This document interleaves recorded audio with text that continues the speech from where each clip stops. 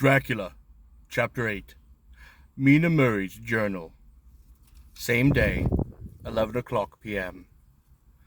Oh, but I am tired. If it were not that I have made my diary a duty, I should not open it tonight. We had a lovely walk. Lucy, after a while, was in gay spirits, owing, I think, to some dear cows who came nosing towards us in a field close to the lighthouse, and frightened the wits out of us. I believe we forgot everything except, of course, personal fear, and it seemed to wipe the slate clean and give us a fresh start. We had a capital severe tea at Robin Hood's Bay, and a sweet little old-fashioned inn, with a bow window right over the seaweed-covered rocks of the Strand. I believe we should have shocked the new women with our appetites. Men are more tolerant, bless them. Then we walked home with some, or rather many, stoppages to rest, and with our hearts full of constant dread of wild bulls. Lucy was really tired, and we intended to creep off to bed as soon as we could. The young curate, though, came in, however, and Miss Westerna asked him to stay for supper. Lucy and I had both a fight for it with the dusty miller. I know it was a hard fight on my part, and I am quite heroic. I think that some day the bishops must stick together and see about breeding up a new class of curates, who don't take supper, no matter how they may be pressed to, and who will know when girls are tired. Lucy is asleep and breathing quite softly. She has more color in her cheeks than usual, and looks, oh, so sweet. If Mr. Homewood fell in love with her, seeing her only in the drawing-room, I wonder what he would say if he saw her now. Some of the new women writers will some day start an idea that men and women should be allowed to see each other asleep before proposing or accepting. But I suppose the new women won't condescend in future to accept. She will do the proposing herself, and a nice job she'll make of it, too. There's some consolation in that. I'm so happy tonight, because dear Lucy seems better. I really believe she's turned the corner, and that we are over the worst of her troubles. I should be quite happy, if only I knew if Jonathan... Oh, God bless and keep him. 11th of August, 3 a.m. Diary again. No sleep now, so I may as well write. I'm too agitated to sleep. We had such an adventure, such an agonizing experience. I fell asleep as soon as I had closed my diary, but then suddenly I became broad awake, and sat up with a horrible sense of fear upon me, and of some feeling of emptiness around me. The room was dark, so I could not see Lucy's bed. I stole across and felt for her, but the bed was empty. I lit a match, and found that she was not in the room. The door was shut, but not locked, as I had left it. I feared to wake her mother, who has been more than usually ill lately, so threw on some clothes and got ready to look for her. As I was leaving the room, it struck me that the clothes she wore might give me some clue to her dreaming's intentions. A dressing gown would mean a house, but a dress outside. Dressing gown and dress were both in their places. Oh, thank God, I said to myself. She cannot be far. She is only in her nightdress. I ran downstairs and looked in the sitting-room, but she was not there. Then I looked in all the other open rooms of the house, with an ever-growing fear chilling into my heart. Finally I came to the hall door, and I found it open. It was not wide open, but the catch of the lock had not caught. The people of the house were careful to lock the door every night, so I feared that Lucy must have gone out as she was. There was no time to think of what might happen. A vague, overmastering fear obscured all the details. I took a big heavy shawl, and I ran out. The clock was striking 1 as I was in the crescent, and there was not a soul in sight. I ran along the north terrace, but could see no sign of the white figure which I expected. At the edge of the west cliff above the pier, I looked across the harbour to the east cliff, in the hope, or in the fear, I don't know which, of seeing Lucy in our favourite seat. There was a bright full moon, with the heavy, black, driving clouds, which threw the whole scene into a fleeting diorama of light and shadow as they sailed across. For a moment or two I could see nothing, but as the shade of a cloud obscured St. Mary's Church and all around it, then as the cloud passed, I could see the ruins of the abbey coming into view, and as the edge of a narrow band of light, as sharp as a sword cut, moved along, the church and the churchyard became gradually visible. Whatever my expectation was, it was not disappointment, for there, on our favorite seat, the silver light of the moon struck a half-reclining figure, snowy white. The coming of the cloud was too quick for me to see much, for shadow shut down on light almost immediately, but it seemed to me as though something dark stood behind the seat where the white figure shone, and bent over it. Whether it was man or beast, I could not tell. I did not wait to catch another glance, but I flew down the steep steps to the pier and along by the fish market to the bridge, which was the only way to reach the east cliff. The town seemed as dead. Not a soul did I see. I rejoiced that it was so, for I wanted no witnesses of poor Lucy's condition. The time and distance did seem endless, and my knees trembled, my breath came labored, as I toiled up the endless steps to the abbey. I must have gone quite fast, and yet it seemed to me as if my feet were weighted with heavy lead, and as though every joint in my body were rust.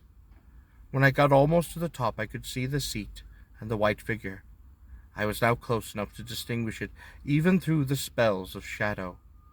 There was undoubtedly something long and black, bending over the half-reclining white figure.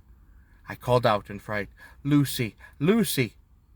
And something raised a head, and from where I was, I could see a white face and red, glowing, gleaming eyes. Lucy did not answer. I ran on to the entrance of the churchyard, and as I entered, the church was between me and the seat, and for a moment or so, I lost all sight of her. When I came in view again, the cloud had passed from above, and the moonlight struck so brilliantly that I could see Lucy half reclining, with her head lying over the back of the seat. She was quite alone, and there was not a sign of any living thing about. When I bent over her, I could see that she was still asleep. Her lips were parted, and she was breathing, but not softly, as usual with her, but in long, heavy gasps, as though striving to get her lungs full at every breath. As I came close, she put up her hand in her sleep, and pulled the collar of her nightdress closed around her throat. While she did so, there came a little shudder through her, as though she finally felt the cold. I flung the warm shawl over her, and drew the edges tight around her neck, for I dreaded lest she should get some deadly chill from this night air, unclad as she was. I feared to wake her all at once, so in order to have my hands free that I might help her, I fastened the shawl at her throat with a big safety pin. But I must have been clumsy in my anxiety, and pinched or pricked her with it, for by and by, when her breathing became quieter, she put her hand to her throat again, and moaned. When I had her carefully wrapped up, I put my shoes upon her feet, and then began very gently to wake her. At first she did not respond, but gradually she became more and more uneasy in her sleep, moaning and sighing occasionally. At last, as time was passing fast, and for many other reasons, I wished to get her home quickly and at once. I shook her more forcibly, till finally she opened her eyes and awoke. She did not seem surprised to see me, as of course she did not realize all at once where she was. Lucy always wakes quite prettily, and even at such a time, when her body must have been chilled with cold, and her mind somewhat appalled at waking unclad in a churchyard, she did not lose her grace. She trembled a little, and clung to me, and when I told her to come at once with me home, she rose without a single word, with the obedience of a small child. As we passed along the gravel hurt at my feet, Lucy noticed me wincing. She stopped and wanted to insist upon me taking off my shoes, but I would not. However, when we got to the pathway outside of the churchyard, there was a puddle of water remaining from the storm. I daubed my feet with it with mud, using each foot in turn on the other, so that as we went home, no one, in case we should meet anyone, should notice my feet were bare. Fortune favored us, and we got home without meeting a soul.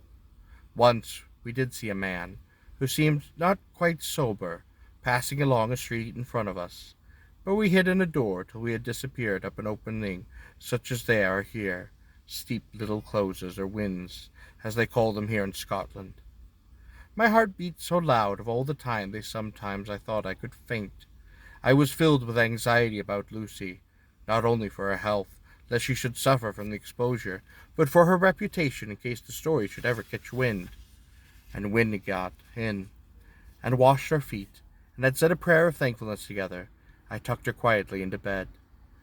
Before falling asleep, she asked, even implored me, not to say a word to anyone, even her own mother, about her sleepwalking adventure.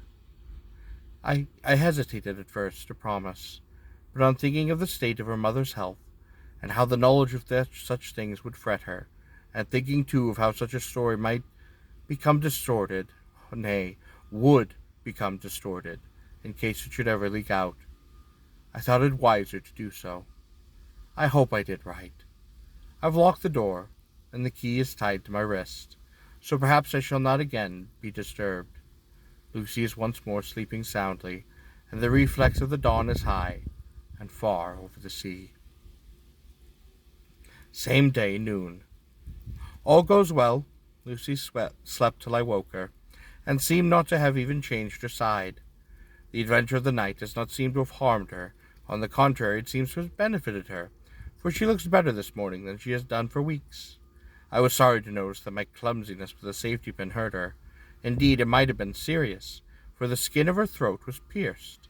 I must have pinched up a piece of loose skin and have transfixed it, for there are two little red points, like pinpricks, and on the band of her nightdress was a single drop of blood. When I apologized and was concerned about it, she laughed and petted me, and said she did not even feel it. Fortunately, it cannot leave a scar, for it is so tiny. Same day, that night. We passed together a happy day. The air was clear and the sun bright, and there was a cool breeze. We took our lunch to Mulgrave Woods, Miss Westernia driving by the road, and Lucy and I walked by the cliff path and joining her at the gate. I felt a little sad myself, for I could not but feel how absolutely happy it would have been had Jonathan been with me. But there, I must only be patient.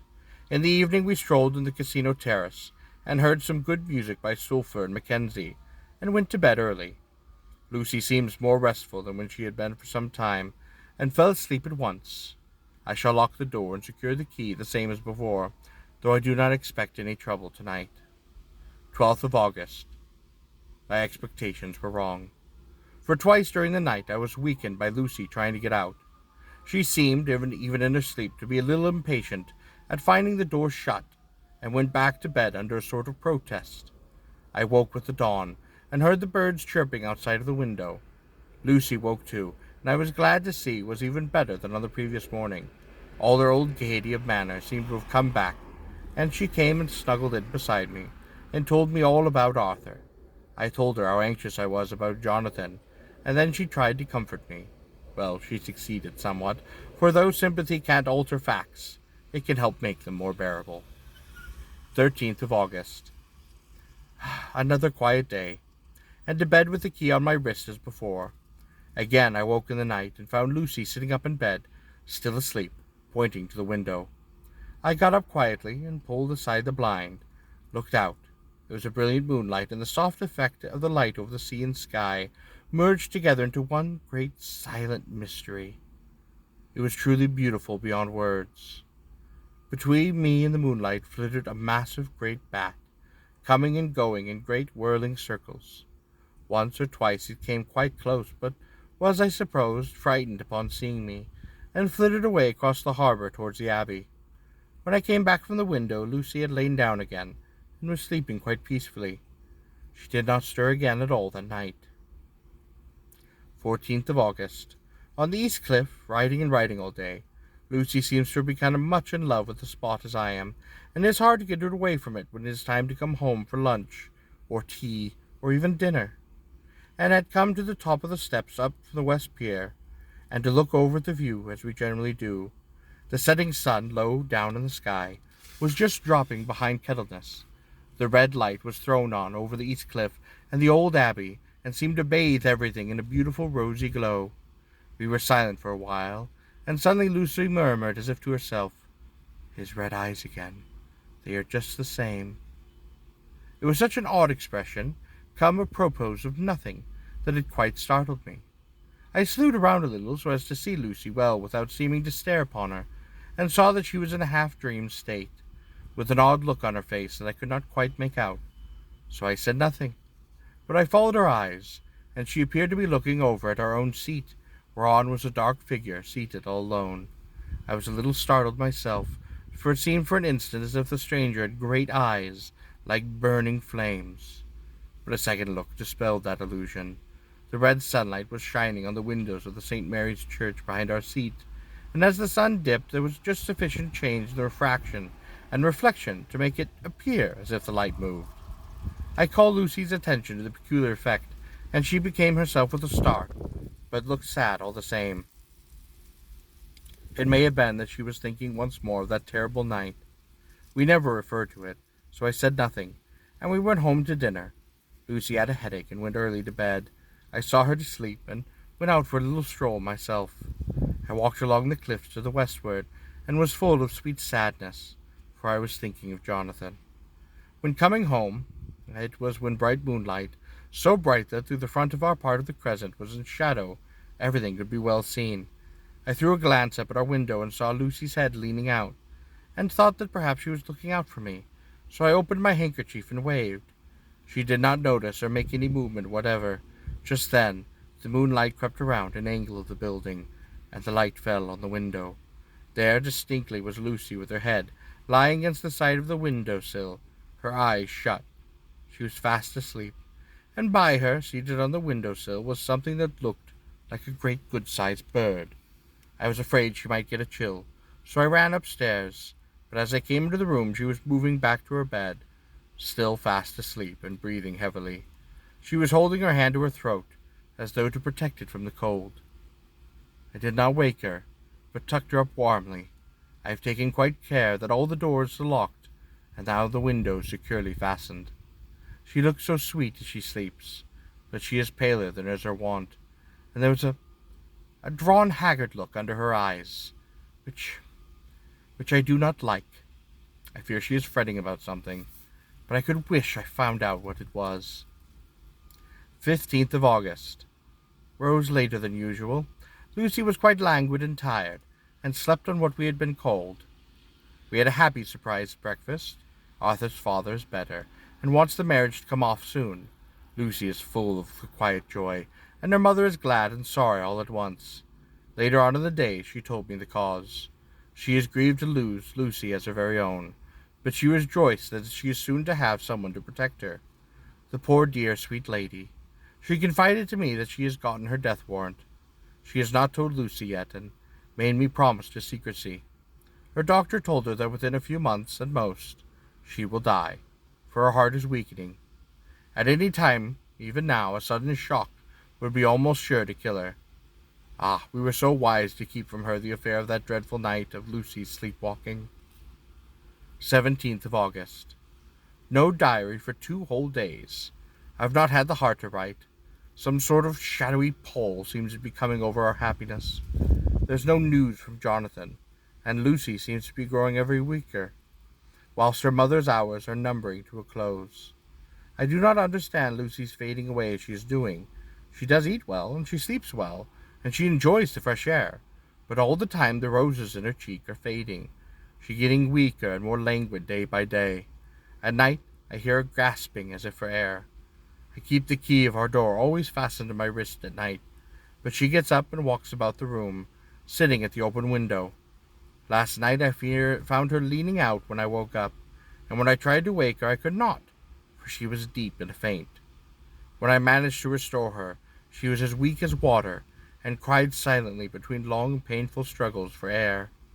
When I asked her how she came to be at the window, she shook her head and turned away. I trust her feeling ill may not be from what unlucky prick of the safety pin, but I looked at her throat just now as she lay asleep, and the tiny wounds seem not to have healed. They are still quite open, and if anything they are larger than before, the edges of them faintly white. They are like 2 little white dots with red centers, and unless they heal within a day or 2, I shall insist upon the doctor seeing them. Letter, Samuel F. Billington and Son, Solicitors, Whitby, to Messer Carter, Patterson and Co., in London, 17th of August. Dear Sirs, herewith please receive invoice of goods sent by Great Northern Railway. Same are to be delivered at Carfax, near Purfleet, immediately on receipt at goods stationed in King's Cross. The house is at present empty, but enclosed please find keys, all of which are labeled. You will please deposit the boxes, 50 in number, which form the consignment, in the partially ruined building forming part of the house, and marked A in rough diagram enclosed. Your agent will easily recognize the locality, as it is the ancient chapel of the mansion. The goods leave by the train at 9:30 tonight, and will be due at King's Cross at 4:30 tomorrow afternoon. As our client wishes, the delivery may be made as soon as possible. We shall be obliged by your having teams ready at King's Cross at the time named, and forthwith conveying the goods to destination. In order to obviate any delays possible through any routine requirements as to payment in your departments, we enclose a check herewith for £10, receipt of which please acknowledge. Should the charge be less than this amount, you can return balance. If greater, we shall at once send check for difference on hearing from you. You are to leave the keys on coming away in the main hall of the house, where the proprietor may get them on his entering of the house, by means of his duplicate key. Pray do not take us exceeding the bounds of business courtesy, in pressing you in all ways to use the utmost of expedition.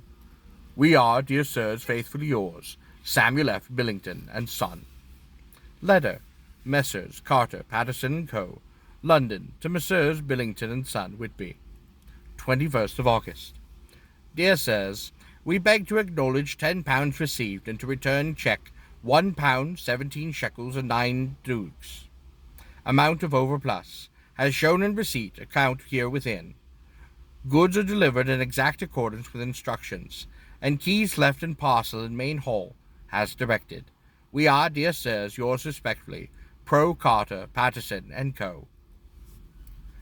Mina Murray's Journal, the 18th of August. I am happy today, and right sitting on the seat in the churchyard. Lucy is doing ever so much better, and last night she slept well, all night, and did not disturb me once. The roses seem to be coming back ready to her cheeks, though she is still sadly pale and quite wan-looking. If she were in any way anemic, I would understand it, but she is not. She is in gay spirits, and full of life and cheerfulness.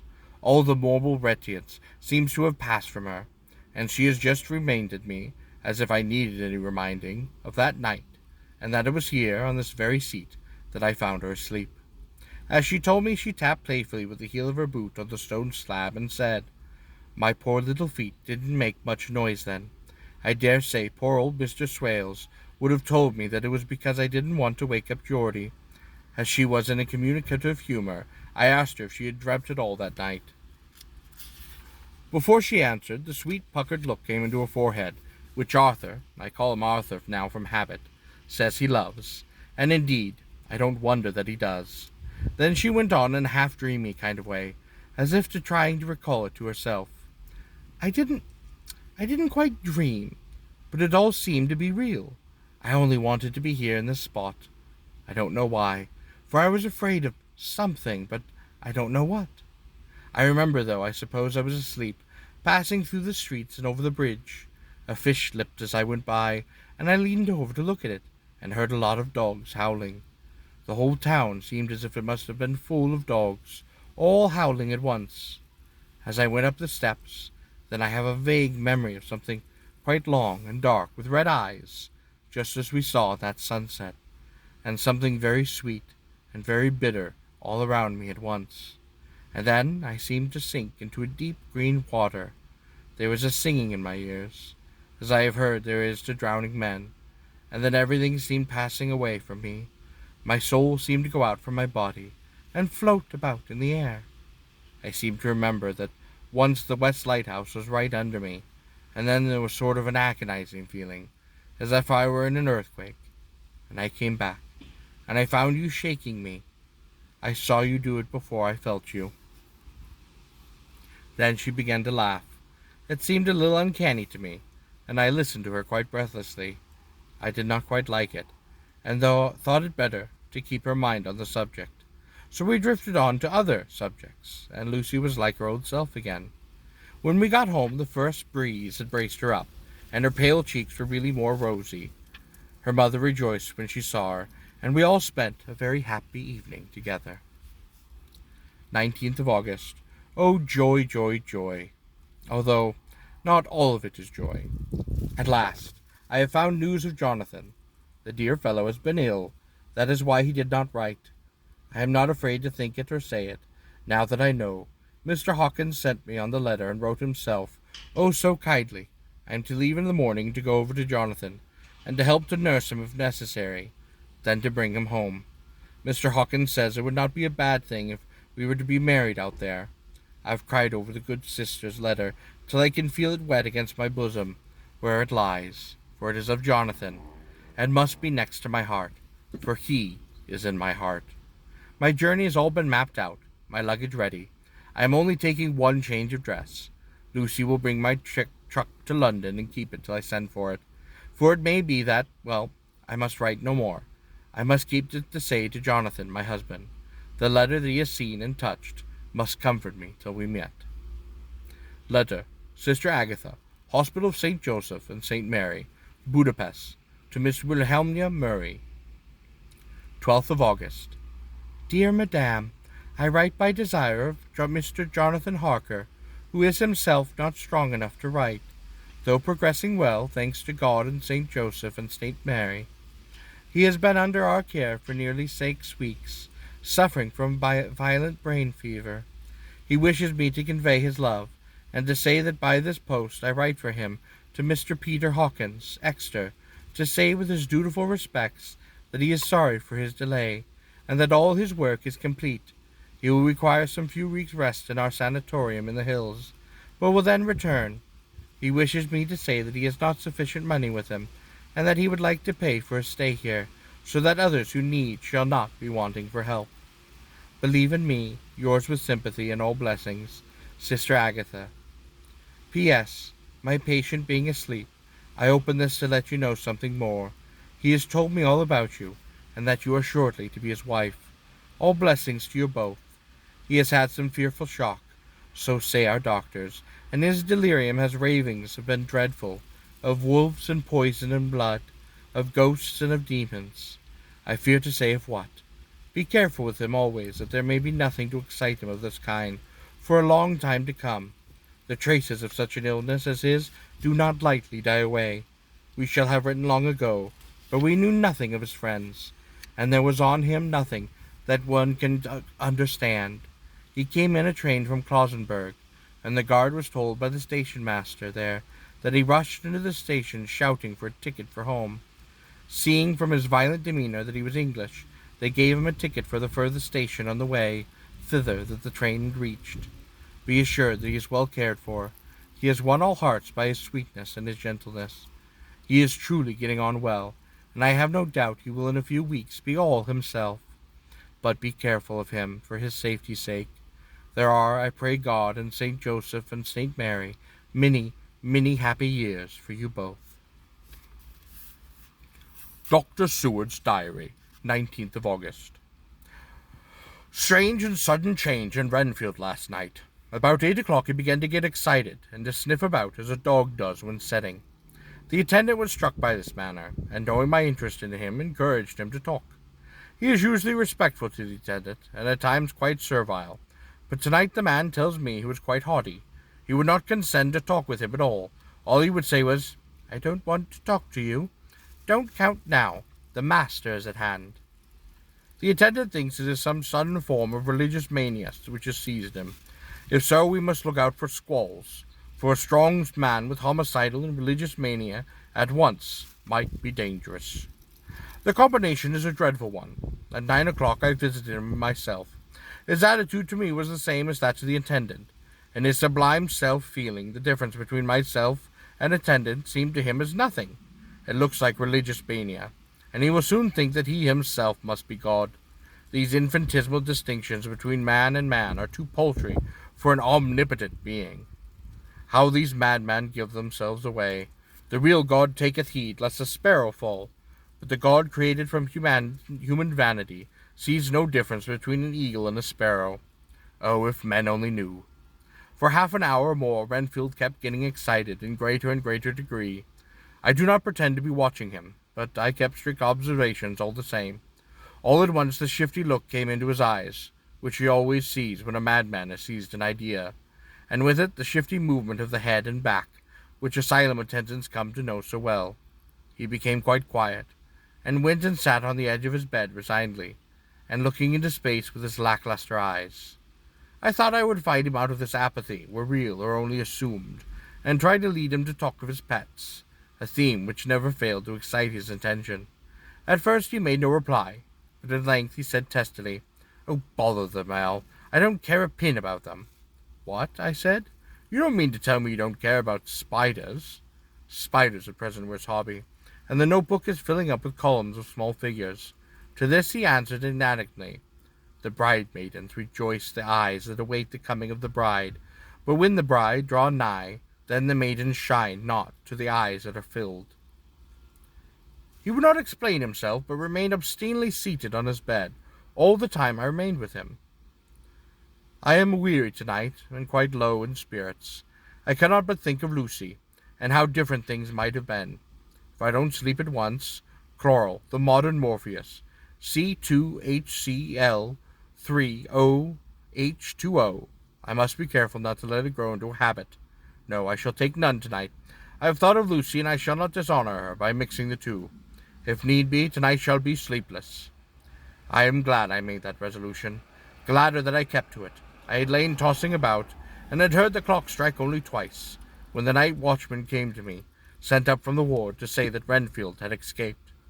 I threw on my clothes and ran down at once, for this patient is too dangerous a person to be roaming about. Those ideas of his might work out dangerously with strangers. The attendant was waiting for me. He said he had seen him not 10 minutes before, seemingly asleep in his bed. When he had looked through the observation trap in the door, his attention was called by the sound of the window being wrenched out. He ran back and saw his feet disappear through the window, and at once sent up for me. He was only in his night gear and could not be far off. The attendant thought it would be more useful to watch where he should go than to actually follow him, as we might lose sight of him, whilst getting out of the building by the door. He is quite a bulky man, and couldn't get through the window. I am thin, so with his aid I got out, but feet foremost, and, as we were only a few feet above ground, landed unhurt. The attendant told me the patient had gone to the left, and had taken a straight line, so I ran as quickly as I could. As I got through the belt of trees, I saw a white figure scale the high wall which separates our grounds from those of the deserted house. I ran back at once and told the watchman to get 3 or 4 men immediately and follow me into the grounds of Carfax, in case our friend might be dangerous. I got out a ladder myself, and crossing the wall, dropped down on the other side. I could see Renfield's figure just disappearing behind the angle of the house, so I ran after him. On the far side of the house I found him pressed close against the old iron-bound oak door of the chapel. He was talking, apparently, to someone, but I was afraid to go near enough to hear what he was saying, lest I might frighten him, and he should run off.